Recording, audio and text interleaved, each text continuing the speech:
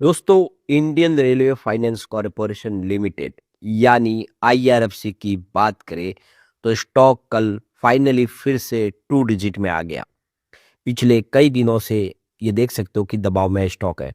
OFS आने की वजह से स्टॉक और कमजोर हो गया और अब बाजार में जो तूफानी गिरावट हुई जिसने स्टॉक को काफी नीचे लाया। किसी ने सोचा नहीं होगा कि जो स्टॉक 229 तक पहुंच गया था वो फिर से टू डिजिट में आ जाएगा, यानी 100 रुपीज से नीचे आ जाएगा। तो अब ये स्टॉक को देख के लोगों को काफ़ी टेंशन हो रहा है कि क्या और गिरावट होगी। कंपनी बहुत तेज़ी से अपने बिज़नेस को बढ़ा रही है। अब अपना बिज़नेस इन्होंने डाइवर्सिफ़ाई कर दिया है। पावर सेक्टर में भी फाइनेंस प्रोवाइड कर रहे हैं, लेकिन शेयर की प्राइस नीचे आ रही है। अब ओएफएस भी सक्सेस नहीं हुआ है। फिर से ओएफएस की तलवार लटक रही है। ऐसे में क्या उम्मीद बन रही है आईआरएफसी से, समझेंगे इस वीडियो के माध्यम से। लेकिन फ्रेंड्स, उससे पहले अगर आप पहली बार हमारे चैनल पे आए तो चैनल को सब्सक्राइब कर दीजिए, एक बेल आइकॉन दबा दीजिए ताकि जब भी नया वीडियो बने पहला नोटिफिकेशन आपको मिले। वीडियो पसंद आए तो लाइक से जरूर कीजिए। चलो फ्रेंड्स, वीडियो स्टार्ट करते हैं। मैं हूँ आपका दोस्त एस बी दवे और हमारे अपने चैनल ऑनलाइन कमाई में आपका बहुत बहुत स्वागत है। सबसे पहले आईआरएफसी के कारोबार की बात करें तो 99.73 पर क्लोजिंग थी कल, जहाँ पे 3.69% की गिरावट देखने को मिली। अब यहाँ पे क्लोजिंग देख सकते हो कि परसों की 103 के आसपास थी, लेकिन बहुत ही नीचे 97.50 पर शुरुआत हुई। और इस गिरावट के पीछे शुरुआत होने की सबसे बड़ी वजह कि जो सेंसेक्स है उसमें भी 2800 पॉइंट की भारी गिरावट के साथ शुरुआत हुई। जैसे पता चला कि इजराइल ने यहाँ पे बड़ा हमला कर दिया है ईरान के ऊपर, और सामने ईरान ने जो काउंटर अटैक किया, बहुत सारे जो मिलिट्री बेस है यूएस के, उसकी वजह से देखिए भारी गिरावट देखने को मिली और ये स्टॉक आ गया नीचे। अब इसमें यहाँ पे ये देख सकते हो कि यही पूरा दिन का जो लो बना है, ये इससे नीचे स्टॉक नहीं गया। ये 97.50 का इंट्राडे का लो है, वहां से रिकवरी हुई है। ये देख सकते हो कि 101 तक स्टॉक गया है इंट्राडे में, अच्छी बात हुई थी, लेकिन टिक नहीं पाया। ये सबसे बड़ी बात है क्योंकि क्लोजिंग फिर से नीचे की तरफ हुई है, 99 पे हुई है।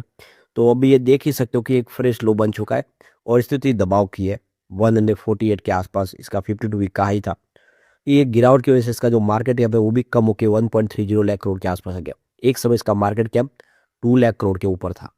अब इसका पी रेशियो 18.59 का जो सफिशिएंट है और 1.86% का डिविडेंड पे आउट करती है।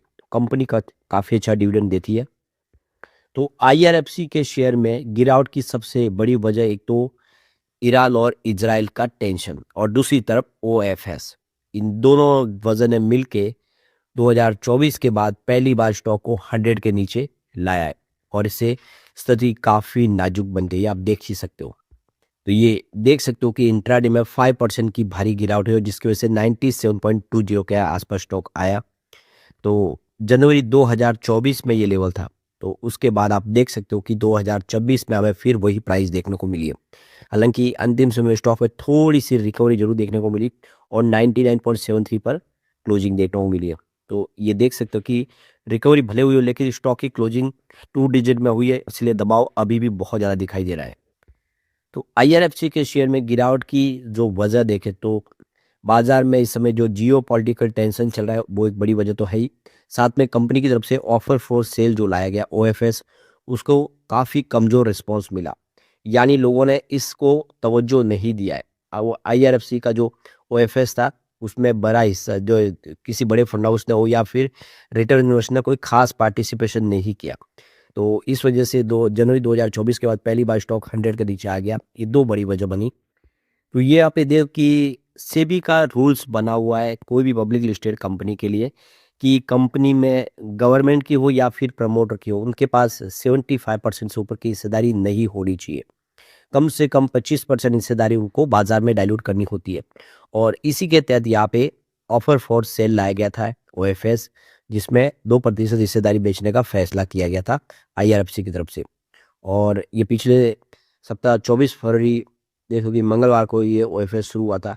कंपनी ने बताया था कि वो कुल पेड कैपिटल 2% करीब 26.13 करोड़ शेयर बाजार में बेच रहे, जिसे बेस ऑफर बताया गया। लेकिन अगर डिमांड ज़्यादा हुई तो सरकार अतिरिक्त यानी 2% और ओवर सब्सक्रिप्शन ऑप्शन भी बेचने वाली है, यानी उन्होंने ग्रीन शू ऑप्शन भी रखा था। कुल 4% हिस्सेदारी बेचने का उन्होंने प्लान बनाया था, लेकिन ये प्लान फेल हो गया।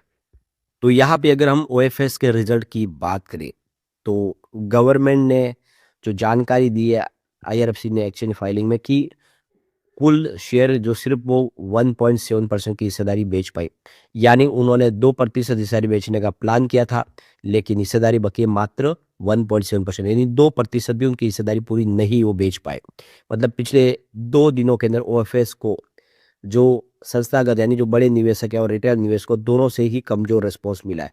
किसी ने भी इस ओएफएस में इंटरेस्ट नहीं लिया है। इसके बाद कंपनी में जो सरकार की हिस्सेदारी है वो 86.36% से घट के 84.6% पर आ गई है। सरकार की मंशा थी कि इसको 82% तक लाना था। तो ग्रीन शू का ऑप्शन जो था उसका इस्तेमाल ऑप्शन का नहीं कर पाए वो। सेबी के नियम अनुसार अभी भी सरकार को एमपीएस को पूरा करने के लिए करीब 9.6% के शेयर बेचने बाकी है, यानी अभी भी बहुत बड़ी बिकवाली बाजार में आ सकती है। ये काफ़ी बड़ी होल्डिंग है जो बाजार में आ सकती है। तो अब यहाँ पे सबसे बड़ी प्रॉब्लम यही है कि लोगों को इतना शानदार रिस्पॉन्स नहीं है और ये हिस्सेदारी और बेचने के लिए आगे ज़्यादा शेयर हो जाएंगे तो फिर दबाव की स्थिति और बन जाएगी। इसी वजह से भी लोग यहाँ पे डर रहे। लेकिन एक बात आप समझ लें, बिजनेस बिल्कुल पटरी पे है। कंपनी का बिजनेस अभी और ज़्यादा बढ़ेगा क्योंकि कंपनी रिन्यूएबल सेक्टर में भी एंट्री कर चुकी है। और ये बात आपको ध्यान रखनी है, जब इसकी आईपीओ ही लाया गया था, आप देखिए 26 की प्राइस भी लोगों को महंगी ही लग रही थी और वो स्टॉक उस महंगे महंगे करके करके 19 तक आ गया था, काफ़ी नीचे। लेकिन रेगुलरली मैंने वीडियो बनाए थे कि ये स्टॉक के अंदर वो पोटेंशियल है कि ये दौड़ेगा। अब यह देखिए 19 का स्टॉक 229 तक चला गया था। किसी ने विश्वास नहीं किया था क्योंकि ये 20-25 के आसपास 1.5 साल तक रहा था, लेकिन जब दौड़ा तो 229 तक गया। तो जैसे ही पॉजिटिव माहौल बनेगा ये स्टॉक फिर बेहतर करेगा क्योंकि इसके अंदर वो सारा दम है। अब यहाँ पे एक बड़ी अपडेट और निकल के आ रही है, जो ट्रेडिंग है उसको सस्पेंड किया जा रहा है। तो ये देखो कि जो अब एक्सचेंज को जो जानकारी उसमें कहा गया है कि कंपनी ने जो नॉन कन्वर्टेबल डिबेंचर्स बॉन्ड की जो ट्रेडिंग होती थी उसको रोकने का फैसला किया है। तो आईआरएफसी की तरफ से बताया गया है कि इस ट्रेडिंग को हम सस्पेंड कर रहे हैं 5 मार्च 2026 से। और इसके पीछे सबसे बड़ी वजह है कि इनकी मैच्योरिटी होने जा रही है। तो जो डिबेंचर बॉन्ड्स है वो मैच्योर हो रहे, इसलिए 5 मार्च 2026 से ट्रेडिंग सस्पेंड हो जाएगी। इसकी जानकारी एक्सचेंज को दे दी है। तो ये आपको खास ध्यान रखना है, जो भी बॉन्ड्स धारक है उनके लिए ये संदेश दिया गया कंपनी की तरफ से। तो बाजार में जो भारी गिरावट उसमें बीएसई 100 के टॉप 5 जो दिग्गज खिलाड़ी थे वो 52 के नए लो पे आ गए। और आप देख सकते हो कि ये जो स्टॉक नीचे आए लार्ज कैप के, उसमें आप देख ही सकते हो कि विप्रो लिमिटेड आईटी की मजबूत खिलाड़ी और टीसीएस दोनों ही आईटी कंपनियां अपने 52 वीक के फ्रेश लो पे आ गए। और IRFC Indian railway finance corporation limited ये भी अपने नए लो पे आ गए। इसके अलावा श्री सीमेंट इसने भी एक नया लो बना दिया और आईटीसी, तो आईटीसी का भी यहाँ पे फ्रेश एक लो बन गया है। तो इन शेयरों ने पिछले 1 महीने में 1% से लेकर 19% की गिरावट दर्ज की है और ये सारे के सारे स्टॉक है जो धराशायी हुए। ये टॉप 5 है बीएसई 100 के। तो यहाँ पे कुछ ग्लोबल रीजन की वजह से शॉर्ट टर्म में यहाँ पे देख सकते हो कि दबाव की स्थिति बन गया है, प्रेशर बना है। लेकिन अभी भी लॉन्ग टर्म नज़रिया इन स्टॉक का अच्छा ही है। रेलवे का फंडामेंटल में कोई कमी नहीं आई है। गवर्नमेंट काफ़ी सारा खर्च कर रही है, ऑर्डर बुक बहुत मजबूत है, प्रोजेक्ट काफ़ी सारे नए शुरू हो रहे हैं और ऐसे में फाइनेंसिंग नीड तो बनी रहेगी।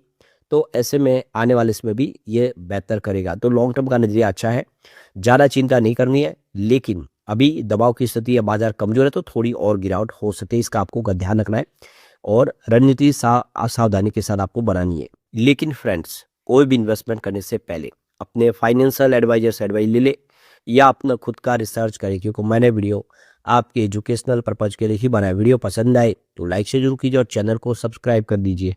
Thank you friends.